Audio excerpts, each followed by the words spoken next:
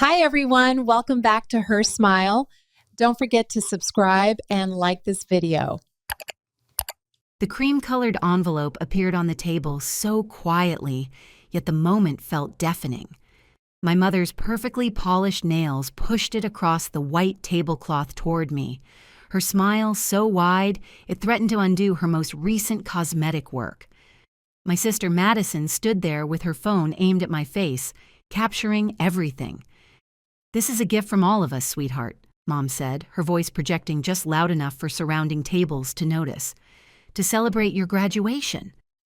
The paper felt expensive between my fingers, heavy, the kind of stationery that announces its own importance. Looking back now, I realize I should have seen it coming. After spending 27 years as Erin Mosley, the family's perpetual disappointment, I should have recognized a trap when it arrived wrapped in celebration. My name is Erin. I'm 27 years old. 2 hours ago, I walked across a stage and received my MBA. The same MBA my parents told me was pointless because I should have followed Madison into law school instead. Before I go any further, if you're interested in hearing how this plays out, please hit that like button. Drop a comment telling me where you're watching from and what time it is where you are, because what happens next is wild. Thank you. The envelope didn't contain a congratulations card. Inside were 3 pages of legal paperwork, and the title made my pulse quicken. Not from pain, from something darker, almost funny. Notice of familial disownment. It read like something pulled from a 19th century drama, except printed in Times New Roman and stamped with Madison's law firm's seal. My father cleared his throat with that dramatic flourish he always used before his country club presentations, preparing to justify why completely cutting me off was somehow an expression of parental love. The restaurant buzzed with other graduation parties, families embracing, raising glasses, taking proud photos. Meanwhile, mine was documenting my formal exile as if it were another milestone to celebrate. I'd always been the problem, you understand, not because I was reckless or irresponsible. My crime in the Mosley family was far worse. I refused to be controlled.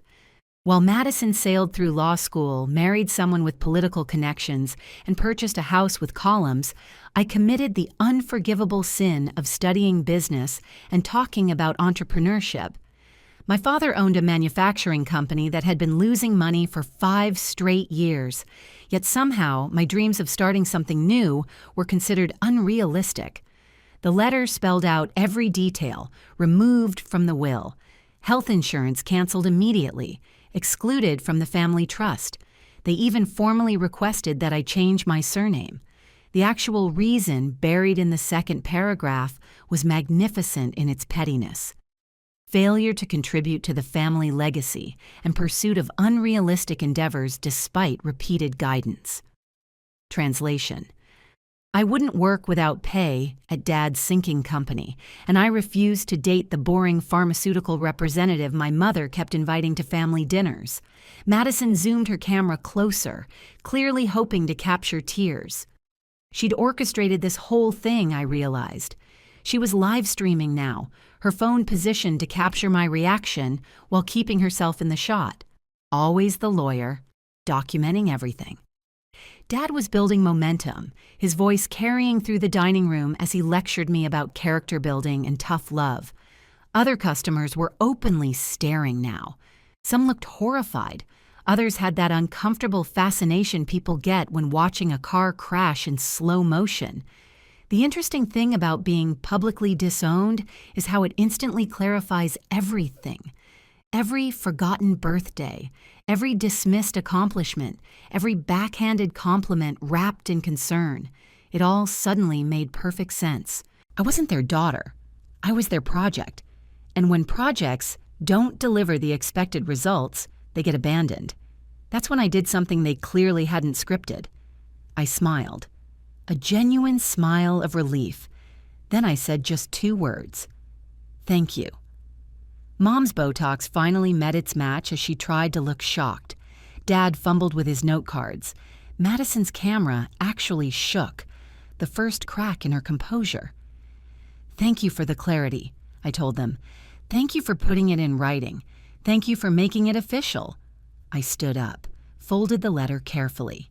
Evidence is always useful. Picked up my purse. Madison found her voice first. "You can't just leave. This is a conversation. You're being dramatic." The irony of calling me dramatic while live streaming my disownment in a crowded restaurant wasn't lost on me. Mom reached for my wrist. I stepped back smoothly. 3 pages of legal documentation made the boundaries pretty clear. Dad just sat there looking confused that his eagle metaphor hadn't resulted in me tearfully promising to change. I walked out of that restaurant with my head high, leaving them with the check and an audience of shocked strangers. Behind me, I heard Madison's voice getting shrill, no longer performing, genuinely flustered that her viral moment hadn't gone as planned. My phone started buzzing before I even reached my car. The family group chat was exploding. Aunts, uncles, cousins, all of them had known this was coming. All of them had been warned, and not one had given me a heads up. I took screenshots of everything, then I left the group. The next morning, Madison's livestream had gone viral. Family disowns daughter at graduation dinner was trending, but the comments weren't what she expected. The daughter is better off without them. Imagine making your child's graduation about humiliating them. That smile when she said thank you, that's someone who just got free. Madison's professional reputation started crumbling within hours. Her law firm's reviews filled with comments about her character. Her social media became a disaster zone. She went from aspiring influencer to internet villain overnight. I didn't gloat. I had work to do. See? What my family didn't know was that I'd been working on something. For 2 years, quietly, carefully, I'd been developing a business plan, a revolutionary approach to sustainable manufacturing that would solve the exact problems Dad's company was facing. I'd done it alone. No family connections, no handouts, just me, my laptop, and late nights after classes. I called the one person who'd always believed in me, Arthur Chen, my old professor. The one who'd encouraged me to pursue my MBA when my family called it a waste. "Aaron," he said when he answered, "I saw the video. I'm so sorry." "Don't be," I told him. "I'm ready to move forward with the business plan. Are you still interested in advising?" Silence. Then, "You're serious?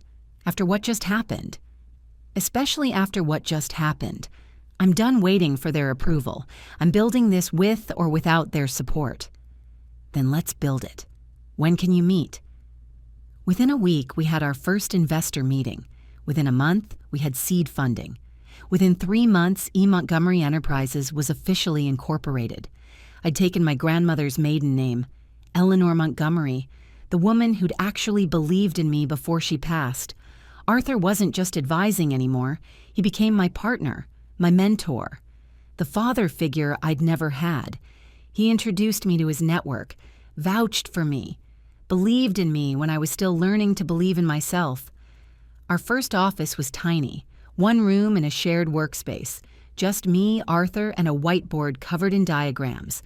But we had something my father's company had lost years ago: vision, innovation, the hunger to prove ourselves.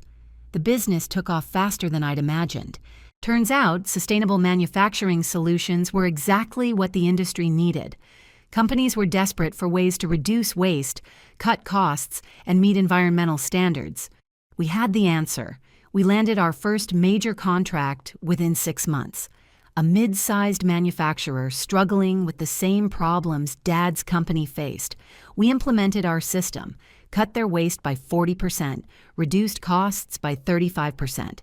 They were so impressed they referred us to 3 more companies. Word spread fast in the industry. The young entrepreneur with the revolutionary approach, the one who'd been publicly disowned and turned it into fuel. People love an underdog story. My father's company, meanwhile, continued its downward spiral. I heard through industry contacts that he was desperately seeking solutions to problems I'd already solved.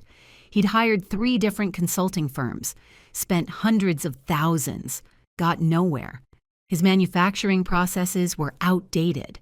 His workforce was demoralized. His management style hadn't changed in 30 years. Everything I'd tried to tell him during those dinners he'd ignored, it was all coming true. I watched from a distance, collected information, waited. Then came the moment I'd been waiting for. His company needed a manufacturing partner or they'd go under completely. And the only company with the technology and capacity to help them? Mine. His lawyer reached out. Very professional, very careful, asking if E. Montgomery Enterprises would consider a partnership.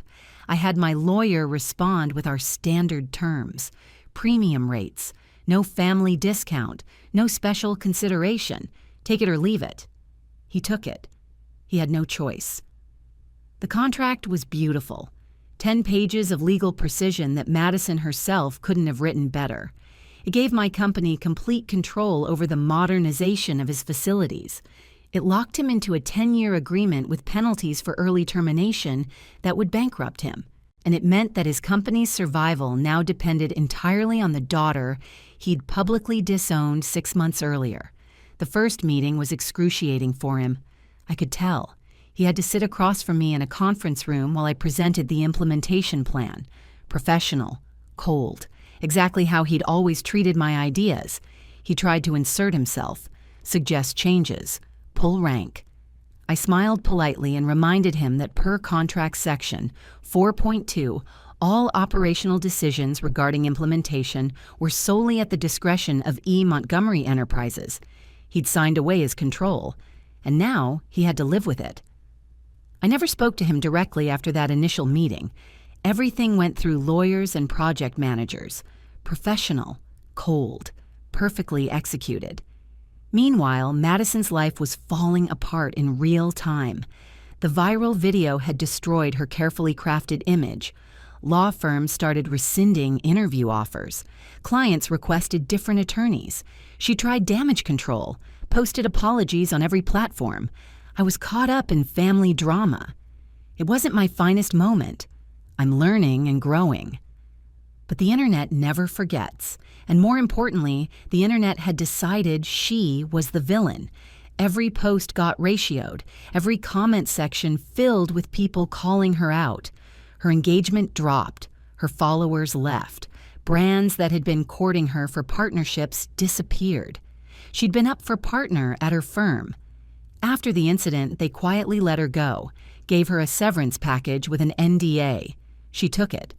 What choice did she have? She tried to reinvent herself. Madison Mosley, Redeemed, became her brand. She posted about humility and second chances, about learning from mistakes. It didn't work. Within a year, she was job hopping. Within 2 years, she was struggling to find any firm that would hire her. Mom's downfall was slower, but equally devastating. Those country club ladies she'd spent decades impressing, they stopped returning her calls. Her name was quietly removed from charity board listings. Her invitations dried up. She tried to explain it away. The video was taken out of context. It was tough love. People don't understand. But they did understand. They'd watched her smile while pushing that envelope, heard her voice as she announced my disownment loud enough for everyone to hear, seen her perform for an audience while destroying her daughter. The ladies who lunched wanted nothing to do with her. Her blog posts got desperate. When family fails you, the loneliness of being misunderstood, how to rebuild after making mistakes. 12 followers, all bots or spam accounts. Meanwhile, I was building an empire. Year 1, $2 million in revenue. Year 2, $8 million. Year 3, $23 million. We weren't just growing. We were dominating. Every conference I spoke at was packed. Every article I wrote went viral. Every innovation we released changed the industry standard. I hired aggressively, found talented people who'd been overlooked, who'd been told they weren't good enough, who had something to prove. We built a culture of innovation and respect. The best part? Many of our employees had their own family drama stories. People who'd been disowned, cut off, told they'd never amount to anything. We became a family of misfits who'd proven everyone wrong. Arthur was there for everything. Every milestone, every challenge, every victory. He celebrated with me, mentored me, became the parent I'd always deserved. I bought a house in year 2, not mansion big like Madison's McMansion that Daddy bought, but mine. 3 bedrooms, big kitchen, garden, a place I'd earned with my own success. I sent my parents a housewarming card, just the card with my new address printed on the envelope. No note, no explanation, just proof that I was thriving without them. Mom called. I didn't answer. She left a voicemail. "Sweetie, we saw you bought a house. We'd love to see it. Maybe we could talk." I deleted it, changed my number, moved on. The company expanded. We opened offices in Seattle, Austin, Chicago, each one staffed with talented people who shared our vision. Year 3, we landed our biggest contract yet. A Fortune 500 company wanting to revolutionize their entire manufacturing process. The contract was worth $15 million. When we announced it, the industry took notice. We weren't a startup anymore. We were a serious player. Trade publications ran features. LinkedIn exploded with congratulations. Competitors started circling, trying to poach our talent. I hired the best people, paid them well, treated them with respect, created a culture where ideas mattered more than hierarchy, where innovation was rewarded, where people like me, who'd been told they weren't enough, could thrive. We had a company motto, "Prove them wrong daily." It hung in every office, printed on our business cards, embroidered on our company swag. Everyone who worked for us had a story, someone who doubted them, rejected them, told them they couldn't. We were a company of people with something to prove, and we were proving it spectacularly. Dad's company was barely surviving. The only thing keeping them alive was our contract. Every innovation that saved them came from us. Every improvement that made them competitive was our technology, and they were paying premium prices for it. The contract specified quarterly reviews. I never attended. Sent my operations manager, a woman half my father's age who ran circles around him intellectually. The reports came back the same every time. Minimal compliance, maximum resistance, zero innovation. He was surviving, not thriving, just barely hanging on, exactly what I'd predicted, and he couldn't do anything about it. The contract had 7 more years. The penalties for breaking it would destroy whatever was left. His board knew it. His investors knew it. He knew it. I didn't gloat publicly. But privately? With Arthur over celebratory drinks? We toasted to karma working its magic. Year 4 came with the biggest decision yet. Arthur suggested going public, taking the company to the stock market. "You've built something remarkable," he said over lunch at our favorite restaurant. "The world should see it, and you deserve to cash in on what you've created." "Is it too soon?" I asked. "We're only 4 years old." "Facebook went public after 8 years. Google after 6. You've grown faster than both. You're ready." He was right. The numbers didn't lie. The trajectory was clear. We were ready. The IPO process was intense, months of preparation, financial audits that dug into every transaction, SEC filings that required teams of lawyers, road shows where I pitched our story to rooms full of skeptical investors. I told them about the sustainable manufacturing revolution, about our technology, about our growth. I didn't mention the disownment, didn't mention my family. This was business, professional, forward-looking. But the investors had done their research. They'd seen the viral video. They knew the backstory. And surprisingly, they loved it. "You had something to prove," one investor said. "That's the best kind of founder. Hungry, driven, willing to work harder than anyone else because you have to." He was right. I did have something to prove, and I'd proved it. Now I was going to profit from it. The day of the IPO arrived. I stood on the floor of the New York Stock Exchange in a power suit I'd bought myself, custom-tailored, perfectly fitted, navy blue with subtle pinstripes. I looked like I belonged there, because I did. My team surrounded me, 15 people who'd believed from the beginning, who'd worked weekends, who'd celebrated every win and survived every setback. These were my people, My real family. Arthur stood beside me holding the ceremonial mallet.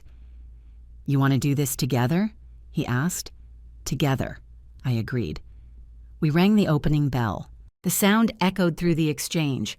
Our stock symbol appeared on the board, EMFG, Eleanor Montgomery Enterprises. The stock opened at $24. Within an hour, it was at $28. By lunch, $30. By end of day, $31.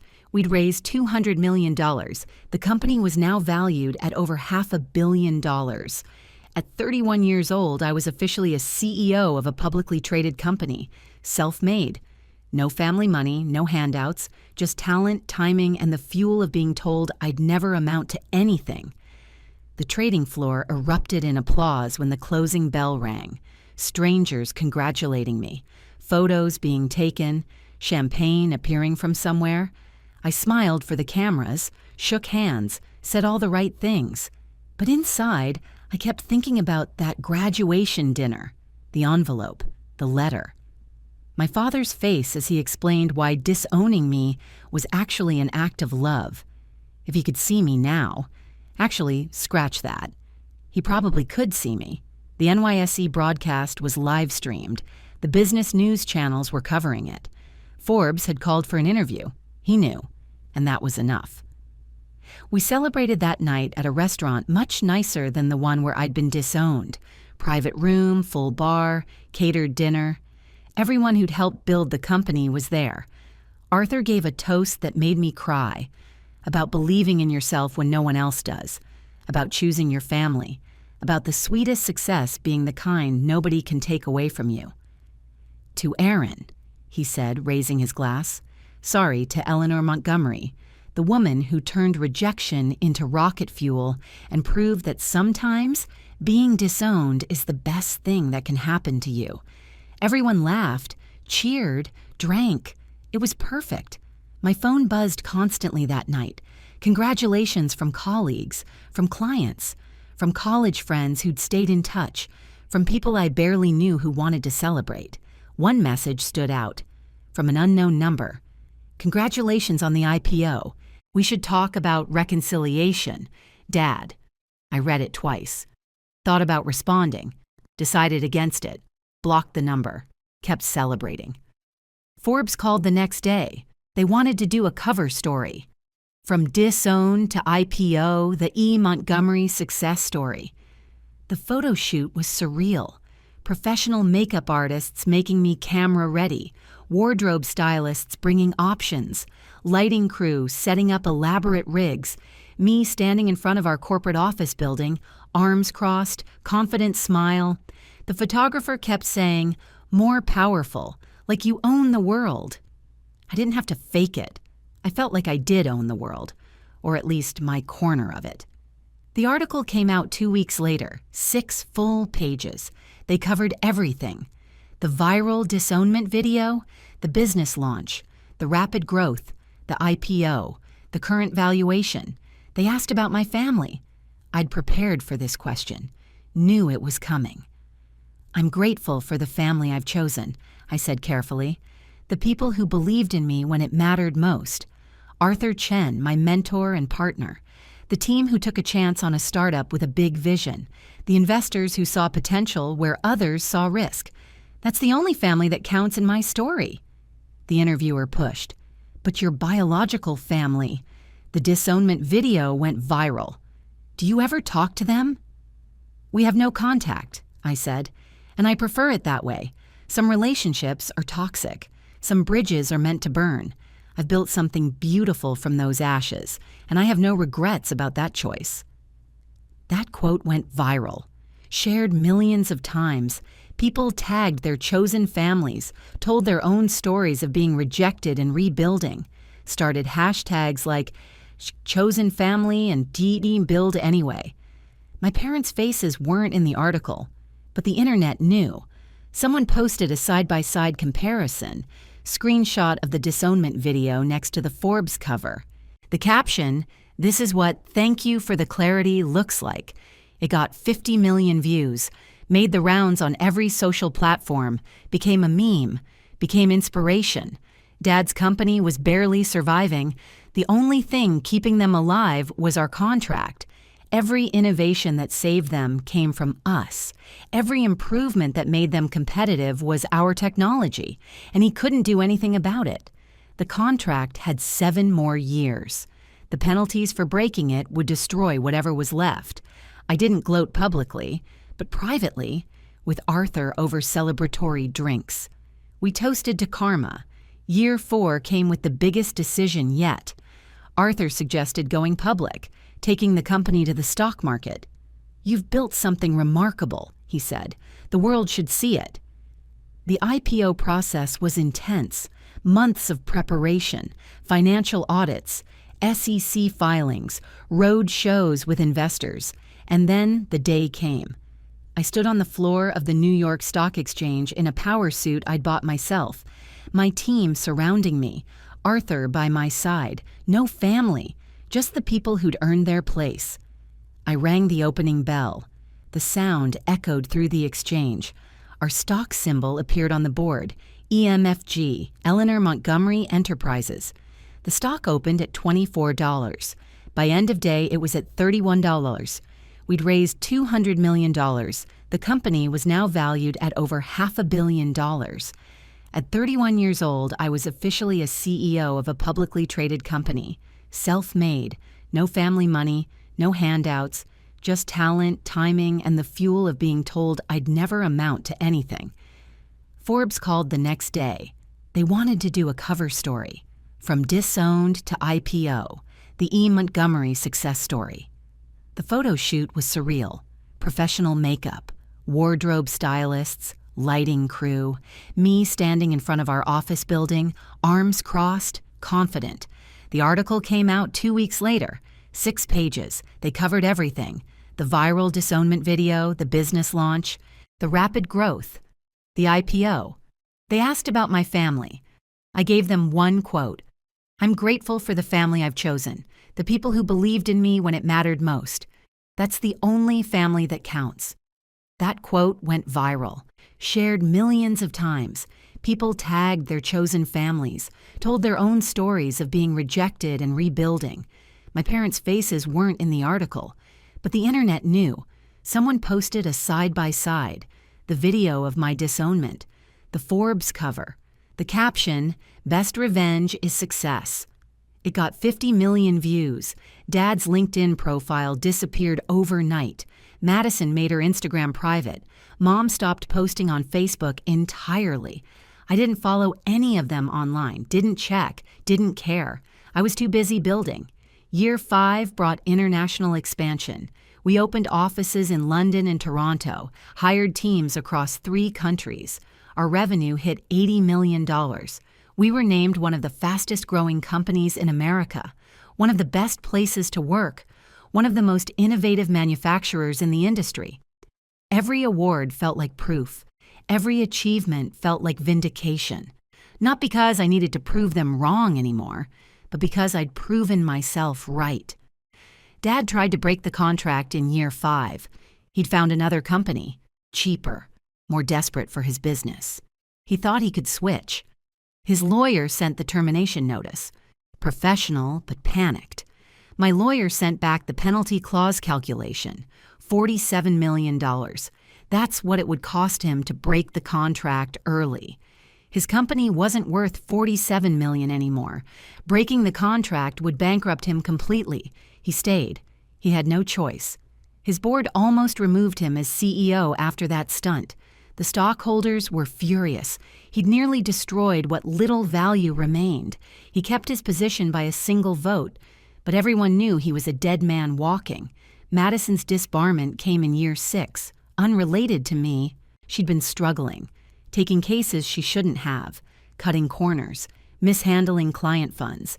The state bar investigated, found violations, disbarred her permanently. She'd gone from rising star attorney to unemployed and unhireable in 6 years. Karma works in mysterious ways. I almost said no. But curiosity won out.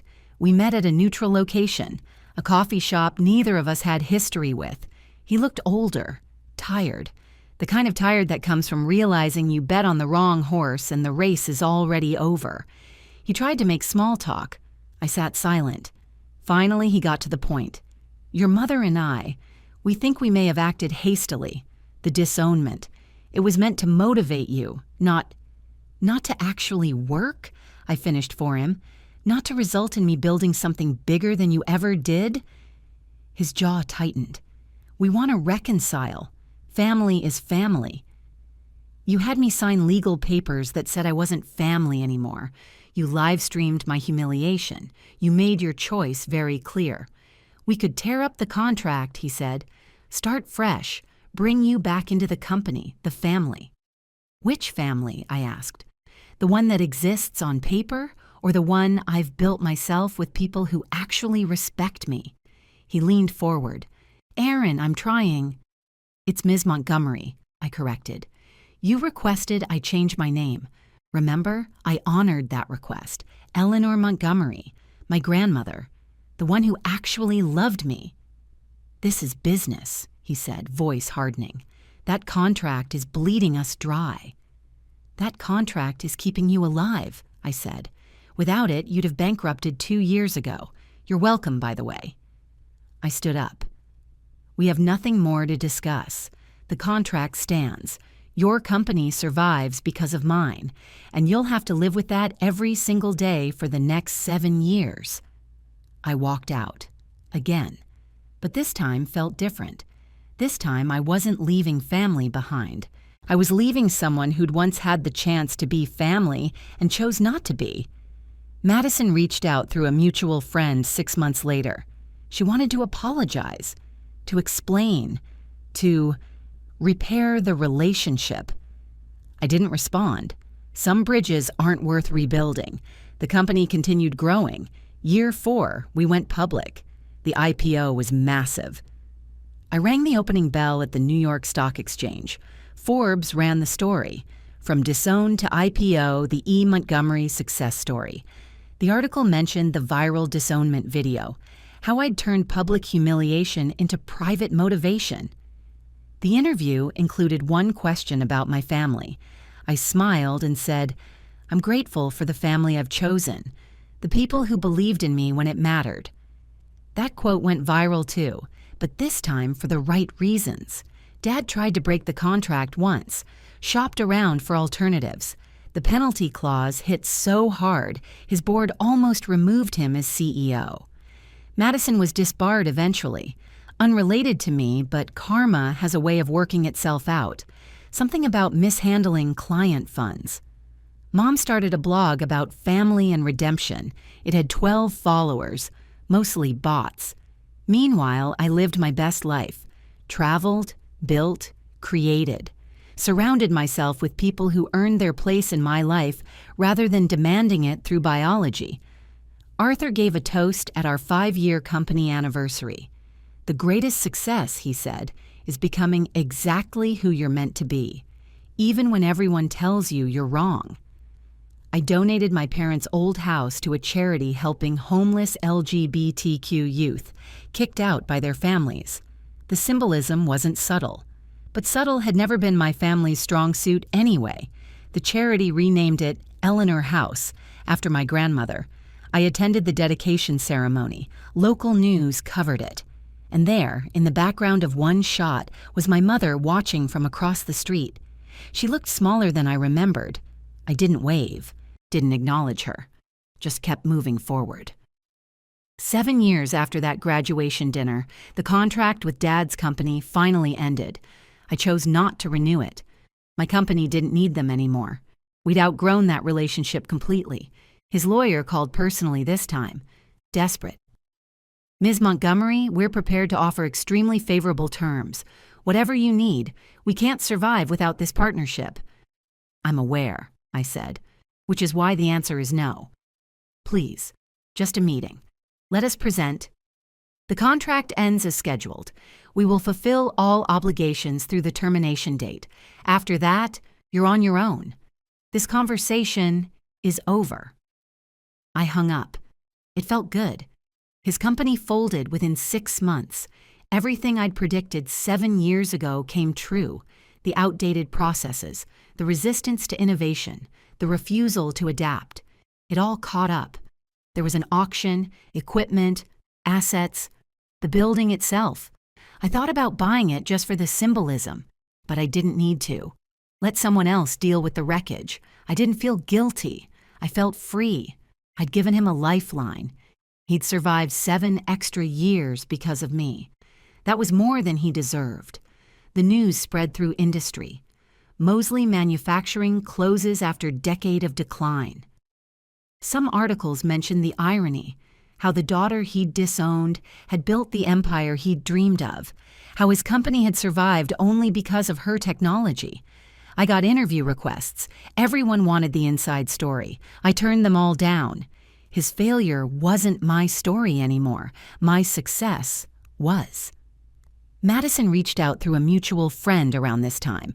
She'd hit rock bottom, disbarred, divorced, working retail. She wanted to apologize, to repair the relationship. The friend forwarded her message. I know I don't deserve forgiveness. I was cruel. I was wrong. But we're still family. That has to mean something. I didn't respond. Some bridges aren't worth rebuilding. Some relationships aren't meant to be repaired. 6 months later, I heard she'd moved back in with our parents, the 3 of them in a small apartment. The house foreclosed, the country club memberships gone, the social status evaporated. They'd become exactly what they'd accused me of being: failures, disappointments, people who didn't live up to their potential, except I'd never been any of those things. They just couldn't see value in anything they didn't control. Year 8 brought another milestone. We were acquired by a larger corporation for $2.1 billion. Yes, billion. With a B, I could have stayed on as CEO. They wanted me. But I was ready for something new. I'd proven everything I needed to prove. I took the payout, made sure every employee got bonuses, made sure Arthur retired comfortably, made sure everyone who'd believed in me was taken care of. Then I started something new, a venture capital firm focused on funding entrepreneurs from non-traditional backgrounds, people who'd been told they weren't good enough, who didn't have family money, who'd been rejected and counted out. I'd been there. I knew what it felt like. Now I could be the believer for someone else. The firm's name, Montgomery Ventures, with the tagline, "For those who were told no." Our first investment? A young woman from Detroit who'd been disowned by her family for pursuing engineering instead of medicine. Her robotics startup was revolutionary. We gave her $5 million in seed funding. She cried during the signing, told me no one had ever believed in her like this. I understood. I'd been exactly where she was. Within 2 years, Montgomery Ventures had funded 27 companies, all of them led by people with stories like mine, all of them succeeding beyond expectations. I spoke at universities, conferences, anywhere people needed to hear that rejection isn't the end. It's just the beginning of a different story. One of those speeches was at my old MBA program, the same school where my parents said I was wasting my time. They'd invited me back as the keynote for graduation. I stood on that stage looking at hundreds of graduates, their families cheering, supporting, believing. And I told them, some of you have families who believe in you. Cherish that.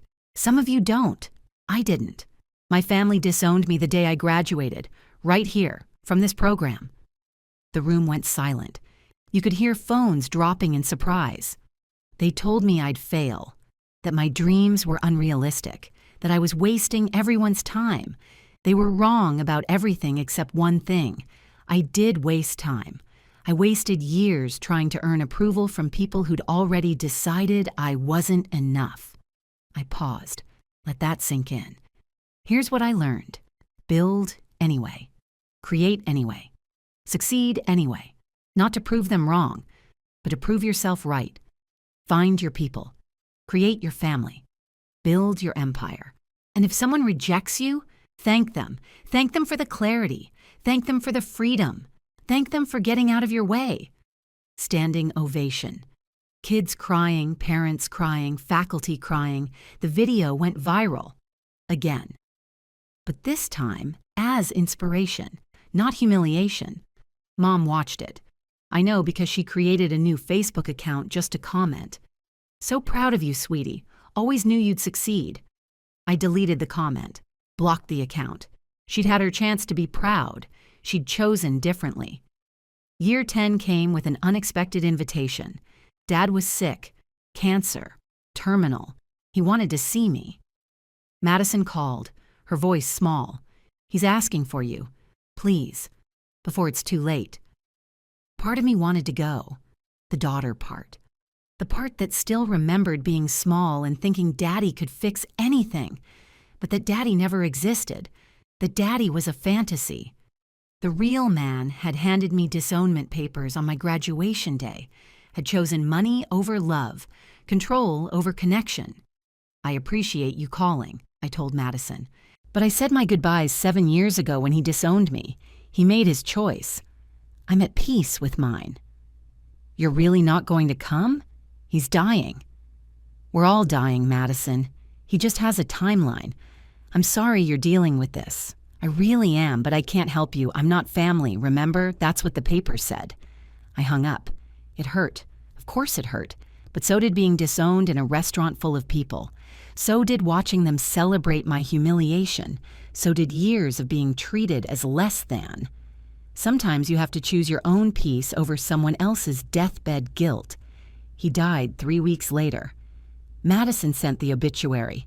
I didn't attend the funeral. Sent flowers with a card. "Condolences to the family." No name, just the card. Professional, cold. The way he'd taught me to be. The obituary was interesting. It mentioned Madison, Mom, the failed company, the challenges of later years. I wasn't mentioned at all, erased even in death. Perfect. That's exactly what he'd wanted.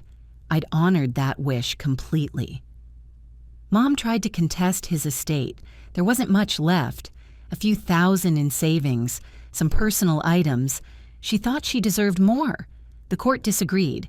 She got exactly what the will specified. Nothing special. Madison inherited his legal problems, debts, unfinished business, the last bitter taste of his legacy. I inherited nothing, because I'd already taken everything that mattered, the lesson that I didn't need them, never had, never would. Now at 37, I have everything they said I'd never achieve. Success, respect, wealth. A family I chose, a legacy I built, a story I wrote myself. The disownment letter still hangs in my home office, framed, not as a wound, but as a reminder. When people show you who they are, believe them the first time, and then become who you're meant to be anyway.